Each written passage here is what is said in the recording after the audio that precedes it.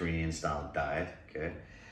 This is some of our favorite food of all time. It's really good for you and it's just absolutely delicious. So today what we're going to do is we're going to make a whole series of little tapas. I'm going to have a look at some of the ingredients that you will need to do this. Now you don't have to do all of this. We're going to do 3 or 4 different things here. We got some little baby prawns. These were frozen. They're just starting to thaw out now, okay? Some pepper, some chorizo. This is a little peri-peri mixed powder. We've got some chili, some peppers, anchovies, very important.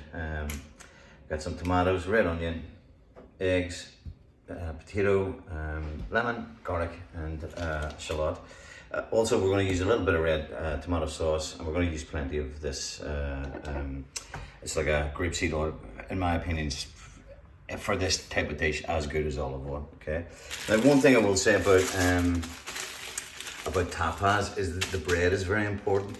Now, we've discovered that Creighton's Garage, believe it or not, are doing this Polish baguette, which is it's like almost a restaurant quality sourdough baguette, and this is absolutely delicious. The first dish we're going to do is our Spanish tortilla, which is basically potatoes and eggs as such, you know. So this is a lovely little vegetarian dish in itself. So we just slice our potatoes up, just nice and thin. Get those into our pot. Give you a bit of salt, put a half teaspoon. Lid on, and that's going to take about 6 minutes. Okay. You'll see here I'm going to use quite a lot of oil. Now all this oil will be drained away. I've seen this recipe by this, it's like a famous tapas place in Barcelona. And I watched this old boy making this, and he makes 2 of them a day. And there's people come for miles and go and eat it. So it's just a wee bit of onion, touch of shallot, and a bit of garlic. This is going to cause like a little layer in the center of the potatoes that get kind of coated in egg. Okay. Don't want to fry this very, very hard. Just kind of gentle. Don't season this at this stage, okay? Because this oil that I'm using here, right, when we use this really quite gently, I'm going to use as the oil for our prawns and the oil for our chorizo. We need 6 eggs. That's our 6 eggs. Bit of salt, bit of pepper.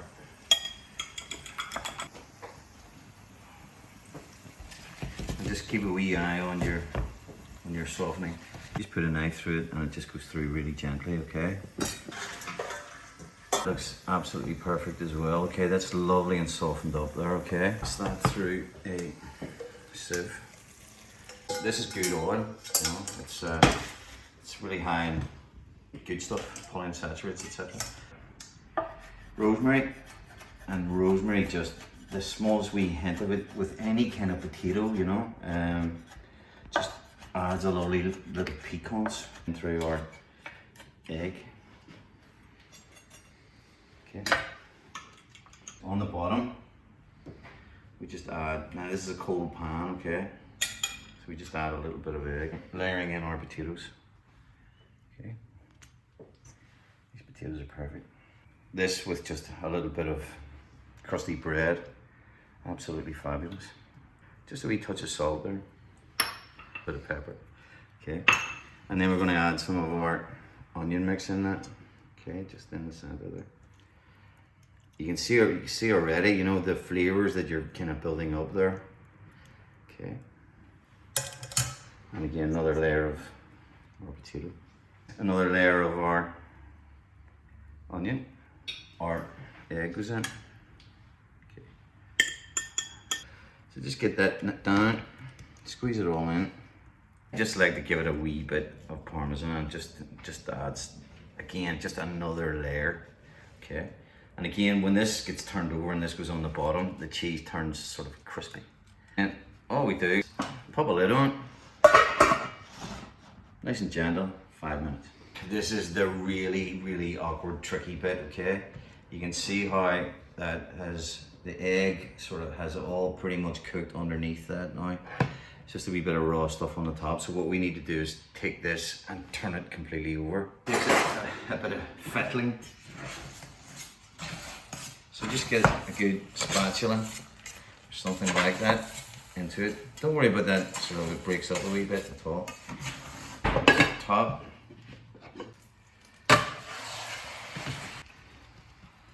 But again, you can see even in here, corner, if you get in close, how the egg is just starting to squeeze back up into that. So that will all just come together beautifully there, okay? And now we can just turn that off the heat and just let that sit in residual. That's good. That's just coming away nice and clean. And there you go. A little slice about that size there. Like that wee one with a wee bit of burnt cheese on it. Our second dish is going to be our chorizo and garlic and chili. This is the easiest thing you can do. I want this to stay pretty chunky, okay? But I like personally to cut it at a slight angle so that you have longer slices of it, okay? What we're going to do with the garlic is we're going to keep the garlic really quite sort of thin but whole, and then all we add to that is a bit of chili. So yeah, that's just taken away nicely. We don't want to burn that garlic. Again, it's just big flavour. When you get a piece of this and a piece of the chili with the chorizo and a little bit of this oil coming through, man, it's an experience. We can just add our chorizo in, and then a little piece of this peri peri powder. Okay. Now this is widely hot, so again, just really keep that as low as you can, just gentle cooking, and then what will happen is all that smoked paprika flavour is going to come out of that chorizo and just really make that all so beautiful, okay? So we're gonna make a little salsa. It's a bit like a sort of Spanish, Italian bruschetta, only this is Spanish, so there's a few subtle differences to it. So we just set that on top of on our ring, and it should brown up and black up, and then we're gonna steam that and take the skin off it, okay? But just let that go there. So our little baby tomatoes, you want those down into sort of quarters, okay? So that's about enough for our fresh salsa. So you don't need too much onion, just about a half of a red onion there. But this needs to come down really quite fine, okay? As long as you've got a really sharp knife, it makes all the difference, you know. A bit of salt, a wee bit of pepper, and then we're going to add a little lemon juice to that. And what I have added is just a touch of basil. So just a touch of tomato ketchup. Bring off. Don't touch it. It's so you just let that settle. Pepper's had about 5 minutes though, just steaming away. Okay. Cold water, and I just peel all clean away. Okay. So take the top of that, open it out. Just take that out. Okay. And we just chop that up. And I like to put this into the salsa hot, right? And then let it cool, because it just brings all the flavors together, and it goes. And keep that juice. And we just give that a wee mix through. Now this is going to go on the top of our bread with some anchovies on top of that. The last dish we're going to do is a little prawn and slow cooked tomato with shallot, garlic, and lots of oil. And again, this is our seasoned oil, okay? Again, everything's going to be cooked very gently. So we just take our baby tomatoes down to little quarters. And we get our garlic in. And shallot. Good dollop of pepper, salt, and that's a little bit of our chili powder, and we just let that sweat down there for Again, 5 minutes.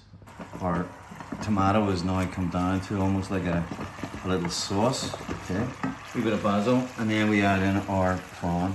Okay, so these are already cooked and they're defrosted. You really don't want to cook these too long at all. You just want that to get heated through. Okay, now we just got to bring that up to a very gentle simmer.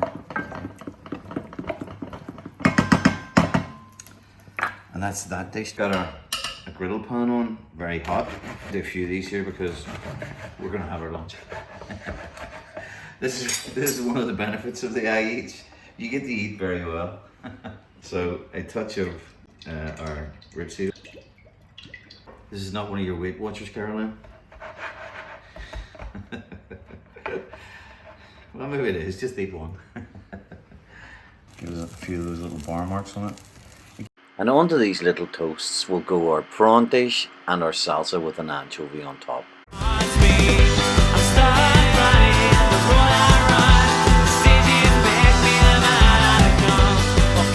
Please share.